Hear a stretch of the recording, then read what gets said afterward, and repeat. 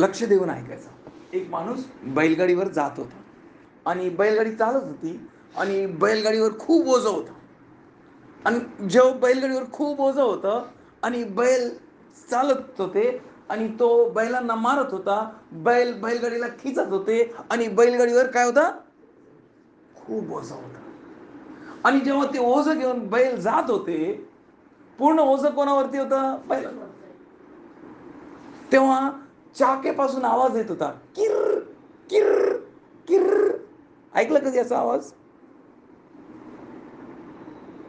बैलांनी बोला, अरे बाबा, ओझं मी घेतोय आणि आवाज तू करते है ना. कोण रडतोय, का रडतोय, का शोक करतात ते इथं लिहिलेलं आहे. गणना 14 अध्याय 41 वचनामध्ये ते गळा काढून जोर जोरात रडत होते. का रडतात? तुम्ही पाप केले म्हणून. तिथं लिहिलेलं आहे आम्ही पाप केले. अरे पाप केले म्हणून ते रडत नव्हते, पण तिथं लिहिलेलं आहे पाप केले म्हणून, पण पाप केले म्हणून रडत नव्हते. त्यांना ते शिक्षा भेटला ज्याची ते अपेक्षाच नाही केली. भेटणार शिक्षा, जरूर भेटणार. आपल्याला वाटतं नाही का, ख्रिस्तामध्ये आलं तर सर्व शिक्षेपासून अलिप्त, काय पण करू शकतात नाही का. तिकीट भेटली पाप करायची, फक्त काय, प्रभू क्षमा कर. डोंगी लोक, विद्रोही लोक, जे प्रभूच्या रक्ताला ओळखत नाही, ते पवित्र रक्त आहे. ज्या कोणी त्या पवित्र रक्ताला ओळखला त्यांना पापमुक्ती भेटत. नाही ओळखला तर श्राप. पापमुक्ती त्या रक्ताने भेटत. आणि जर ते रक्ताला आपण नाही ओळखलं, काय होणार? असं होणार जसं काय आपण त्या पवित्र रक्ताला घेऊन आपल्या पायाखाली तुळवतो. असं करू नये. आपण ओळखायचं. ते लोक रडत होते जोर जोरात. का बरं माहित आहे का? त्यांना एक एक दिवस धरून 40 वर्षपर्यंत, म्हणजे एक दिवस म्हणजे 1 वर्ष, तसं 40 वर्षापर्यंत त्यांना त्या रानात 40 वर्ष. मग त्यांनी बोलला, आम्ही पाप केलेलं आहे. काय केलेलं आहे आम्ही? कधी बोलायला पाहिजे पाप केलं म्हणून? पहिलेच. आणि टाइम गेल्यानंतर पाप केलं बोललं तर काहीच उपचार नाही, गेला कामात. कधी रडायचं? आताच. हो मी चोरी केली, नंतर बोललं तर काय उपयोग नाही. पहिलं बोल ना चोरी केली म्हणून, पहिलं बोल लबाडी केला म्हणून, पहिले बोल तू खोटं बोलला म्हणून, पहिले बोल तुला राग येतो म्हणून, नंतर नाही. आता बोलला कारण काय आहे, तर त्याचा उपचार आहे, नाही तर उपचार नाही. रात्रभर लोक रडले पण त्यांना प्रभूनी माफ नाही केली. कोण लोक होते? निवडलेले लोक होते, प्रभूनी बोलवलेले लोक होते. तो यहूदा इस्करियोत काय केला? जोरात रडला, पछतावा केलेली आहे, बायबल मध्ये लिहिलेलं आहे ना, पश्चाताप केला. पण त्याची प्रार्थना काय ऐकला नाही गेला. का बरं? आपल्याला विचारायचं आहे की मी जे पश्चाताप करतोय किंवा माझी जे चालचलणूक आहे ते देवाला ग्रहणीय आहे का नाही. माझी चालचलणूक कसं आहे, देवाला ग्रहणीय आहे का नाही. भूत धरणं म्हणजे काय? कधी बघितलं का भूत धरलेल्या लोकांना? आपल्याला वाटतं त्याला भूत धरलं, भूत पकडलं, बरोबर पकडलं. कोणाला भूत पकडलं आपण बघू. पहिला शमूएल 15 अध्याय त्याचा 22 वचन. तेव्हा शमूएल म्हणाला, परमेश्वराचा शब्द पाळल्याने त्याचा त्याला संतोष होतो. तसं होम आणि यज्ञाने होतो काय? होम केला, यज्ञ केला, कोणाला? फोडायचंय कुठं तर दुसऱ्या ठिकाणी जाऊन फोडा. हे देव आहे. इथं कसं करायचं? त्याची आज्ञा पालन करायचं आहे. जसं मनाला वाटलं तसं चाललं. दुसरे ख्रिश्चन लोक पण तसं करतात ना. ते काय करतात त्यांना करू द्या, तुम्ही काय करतात ते बघा. तुमची चालचलणूक कसं आहे ते बघायचं. माझी चालचलणूक देवाला ग्रहणीय आहे का? आपण बघू शकतो नाही का, खूप लोक आहे जे आपल्याला चांगला मार्ग चालवतात आणि तेही लबाडी करतात. करतात का नाही? पण तू कसं आहे ते बघायचं.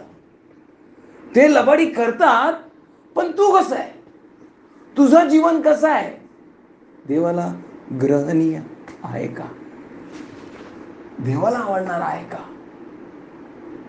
खूप लोकांना बघितलेलं आहे आणि त्यांना बघून खूप लोक पडतात खाली. पण तुम्ही तसं होऊ नये. देवानी त्यासाठी नाही पाठवलेलं आहे. देवाला काय आवडतं? होमबली, मेलबली नाही. काय आवडतं देवाला? त्याची आज्ञा पालन करा. हा, यज्ञापेक्षा आज्ञा पाळणं ते बरे. यज्ञ करतात लोक येऊन, है ना, खूप काही प्रयत्न करतात. त्याला कसं संत विशवणार आपण, त्याला कसा आनंद देणार आपण, असं खूप काही करतात. आणि असं करताना काय करतात ते? यज्ञापेक्षा आज्ञा पाळणे बरे. कोणाची आज्ञा पालन करतात? देवाचं. आणि जर देवाचं आज्ञा पालन केला ते बरे. जर ते नाही केलं तर कोण श्रापित आहे? हा, कोण श्रापित आहे? जे आज्ञा पालन करत नाही. हेडकेचे वेपापेक्षा वचन, हा, काय ऐकायचं? तुम्ही देवाचं वचन ऐकता का नाही कसं कळणार? देवाचं वचन ऐकत नाही आपण, त्यासाठी असं होतं. देवाच्या वचनासाठी आपण जागा देत नाही. अवज्ञा कसं आहे? जादूगिरी कोण करतात? आपल्याला वाटतं कोणीतरी दुसरा जादू करतोय. कोण करतात जादू? प्रभू सोबत एकदम बरोबर राहायचा. जे प्रभू सोबत बरोबर राहत नाही त्यांना त्रास होणार. अवज्ञा जादूगिरीचा फाटका समज. म्हणजे जादूगिरी माहित आहे काय? कोण करतात जादूगिरी? जे आज्ञा पालन करत नाही. कोणीतरी दुसरं जादू कोणी करतात, तिकडे जादूगिरी करतात, ते नावाने जादूगिरी होतात. त्याच्याबद्दल प्रभू बोलत नाही. जे अवज्ञा करतात ते कसं आहे? जादूगिरीचा पातक्या समान आहे. जर तुम्ही प्रभूची आज्ञा पालन केली ना तर ते जादूगिरीचा पाप समान नाही राहणार. तुम्ही आज्ञा पालन करतात, चांगलं आहे. मग आपल्याला स्वतःला पारखायचं आहे की मी देवाचा आज्ञाचा पालन करतो का नाही. जर मी करत नाही तर मी काहीतरी दुसरा करतोय. हट्ट हा मूर्तीपूजा कुलदेवता आचरण सारखा आहे. म्हणजे भूतांच्या आचरण करणारा सारखा आहे. काय भूतांचं आचरण करण्यासारखं आहे? काय कुलदेवताचा मागं जाण्यासारखं आहे? काय मूर्तीपूजा सारखं आहे? बोला, काय लिहिलेलं आहे तिकडं? हट्ट करणं. काय करणं है ना? ते हट्टासाठीच प्रॉब्लेम होतात. जर हट्ट नाही केला तर प्रभूचा आत्मा काम करणार. हट्ट केला तर काय करणार? दुसराच भलतंच कुठलं तरी आत्मा काम करणार, है ना? तर माझामध्ये कुठला आत्मा काम करत आहे आपल्याला स्वतःला पारखायचं आहे, बघायचं आहे. माझामध्ये देवाचा आत्मा काम करतोय का? माझ्यामध्ये प्रभूचा आत्मा काम करतोय का? जर माझ्यामध्ये प्रभूचा आत्मा काम करत आहे तर दुसरा आत्माला जागा राहणार नाही, है ना? आपल्याला पारखायचं आहे की मजमध्ये कुठला आत्मा काम करत आहे. काही देवाचा आत्मा काम करतं का? त्या लोक रोळ गला उघडून रडले. कोण? इस्रायल लोक रडले ना. का रडले? हा, पाप केले म्हणून. आणि त्यांचे पातके असे होते की त्यांना क्षमा नाही भेटला. ते अरण्यात मेले. अरण्यात मेले. जर क्षमा मागण्याचा चांगला पद्धत आहे तर नाही मरणार, है ना. पेत्रांनी पण पाप केला. किती वेळा पेत्रांनी येशू ख्रिस्ताला नकारलं? 3 वेळा. प्रभूंनी माफ केलं का नाही? प्रभू प्रत्येकांना माफ करताय. प्रभूंनी बोलला 7 नाही तर 70 वेळा पाप केला तरी सुद्धा जर तुम्ही पश्चाताप केला तर माफी आहे. म्हणजे याचा अर्थ तुम्हाला पाप करायची लायसन्स नाही.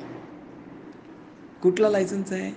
पश्चाताप करायचा. जर तुम्ही पश्चाताप केला, प्रभूकडे आले, तर जरूर प्रभू तुम्हाला माफ करणार. आपण प्रार्थना करू. हे परमेश्वरा, मी तुला धन्यवाद करतोय, स्तुती करत आहे. अपूर्ण जागाचा तू ताबा घेतला त्याबद्दल उपकार मानतो. येशूचा पवित्र व निर्दोष रक्ताची जयघोष करत आहे. तुलाच महिमा, गौरव आणि प्रशंसा देतो. बाप्पा, तू इथं आहे, तुझी उपस्थिती इथं आहेस. तू हे पूर्ण जागाला बरं करणारा परमेश्वर आहे. इथं उपस्थित प्रत्येकांना आरोग्य दिलेला बाप आहे.